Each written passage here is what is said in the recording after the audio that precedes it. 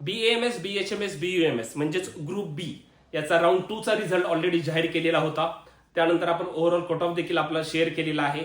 महत्वाचं काय आहे की कॉलेज वाईज कट ऑफ काय गेलेला आहे, प्रत्येक कॉलेजचा कट ऑफ, गव्हर्नमेंट BAMS चा कट ऑफ प्रत्येक कॉलेजनुसार काय गेला, प्रत्येक कॅटेगरीनुसार काय गेलेला आहे, सेमी गव्हर्नमेंट कॉलेजचा प्रत्येक कॅटेगरीनुसार कट ऑफ काय गेलेला आहे. अनेक विद्यार्थी आणि पालकांचे कॉल येत होते की सर आम्हाला कट ऑफचं थोडंसं माहिती हवी आहे. ह्या सर्व प्रश्नांची उत्तरे सांगण्यासाठी नमस्कार, मी ऋषिकेश कुलकर्णी आपल्या सर्वांचं व्हायब्रंट ऍडमिशन गायडन्स या आपल्या युट्यूब चॅनलमध्ये स्वागत करतो. मित्रांनो, आता आपण सर्व कॉलेजचे कॅटेगरी वाईज कट ऑफ इथे आहेत ते तुम्हाला मी सांगणार आहे. याची PDF आपल्या ग्रुपमध्ये शेअर करतोय, टेलिग्राम चॅनलला शेअर करत आहे. त्याची लिंक आपण डिस्क्रिप्शन मध्ये दिलेली आहे. ज्या विद्यार्थ्यांनी टेलिग्राम चॅनल जॉईन केलं नसेल त्यांनी लवकरात लवकर जॉईन करा, कारण की सर्व स्टेटच्या माहिती आपण तिथे देत असतो. आता इथे बघा, कॉलेज वाईज जर कट ऑफ बघायचं झालं की उदाहरण तुम्हाला सांगतो, आर्य पोद्दार मुंबईचं कॉलेज हे गव्हर्नमेंट कॉलेज. आधी आपण PDF बघूया, नंतर सेमी गव्हर्नमेंट कॉलेजचं PDF बघणार आहे. तर इथे बघा आपण काय काय मेन्शन केलेलं आहे. आता हा जनरलचा कट ऑफ आहे. बघा, ओपन मध्ये किती लाख क्लोज झाले, 495 हा नीटचा स्कोर आहे.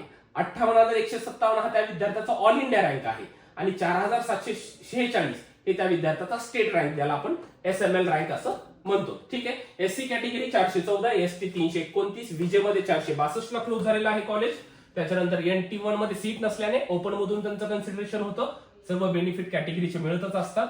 NT2 472, NT3 474, OBC 474, SCBC 473 आणि EWS 474 त्या विद्यार्थ्याचा स्टेट रँक आहे 7,229, ऑल इंडिया रँक आहे 85,545. अशा प्रत्येक कॉलेज, जसं टिळक पुणेचं कॉलेज आहे, अशा सर्व गव्हर्नमेंट एडेड कॉलेजचे इथे कट ऑफ आपण सर्व दिलेले आहेत. ही सर्व PDF मी आपल्या ग्रुपमध्ये शेअर करतोय, विद्यार्थ्यांनी तिथे जाऊन बघायची आहे. याचा रेफरन्स आपल्याला राऊंड 3च्या चॉईस फिलिंगच्या वेळेस करता येणार आहे.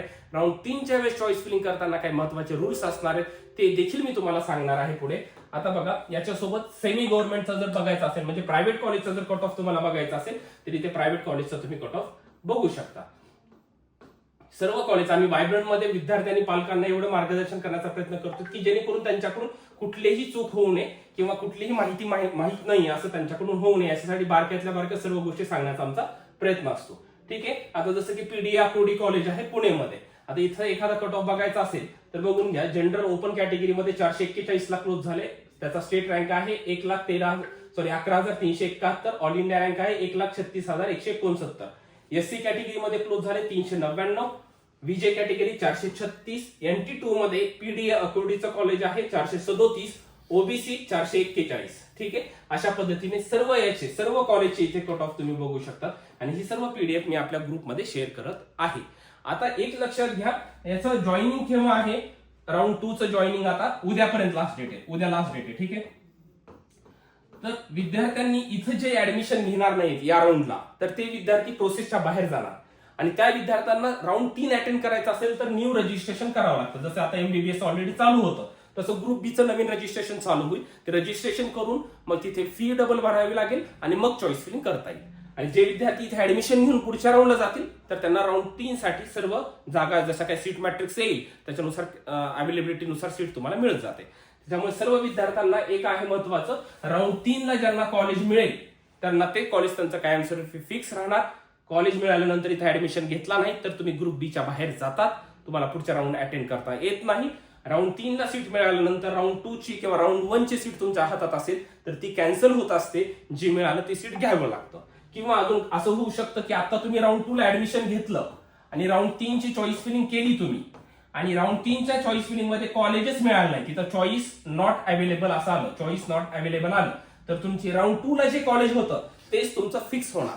असं नाही की पुन्हा आता सर हे नको आम्हाला, हे तर मिळालं नाहीये आम्हाला, आता पुढे जाता येत नाही. समजा राऊंड 3 ला कोणालाच कॉलेज मिळालं नाही तर त्यांचं पूर्वीचं जे कॉलेज होतं तेच कॉलेज कन्फर्म होतं आणि तिथे ऑटो रिटेन्शन सबमिट होतो, कारण की थर्ड राऊंडच्या पुढे कोणत्याही विद्यार्थ्याचं अपग्रेडेशन नसतं. थर्ड राऊंडच्या पुढे तेच विद्यार्थी जातील ज्यांना आतापर्यंत कॉलेजच मिळालं नाही, तेच विद्यार्थी मात्र राऊंड 3च्या पुढे इलिजिबल असतात. अशीच महत्त्वाची व्हिडिओज पाहण्यासाठी तुम्ही आपल्या व्हायब्रंट ऍडमिशन गायडन्स या युट्यूब चॅनलला सबस्क्राईब करा. काही अडचणी असतील तर आपल्याला कॉन्टॅक्ट करा. आपल्या व्हायब्रंटच्या लातूर, बीड, बारामती, नांदेड, पुणे आणि छत्रपती संभाजीनगरच्या ऑफिसला तुम्ही कॉन्टॅक्ट करू शकता किंवा कमेंट सेक्शनमध्ये मला माहिती द्या, त्यावर नवीन व्हिडिओ बनवण्याचा मी नक्की प्रयत्न करेन. मित्रांनो, थँक्यू सो मच.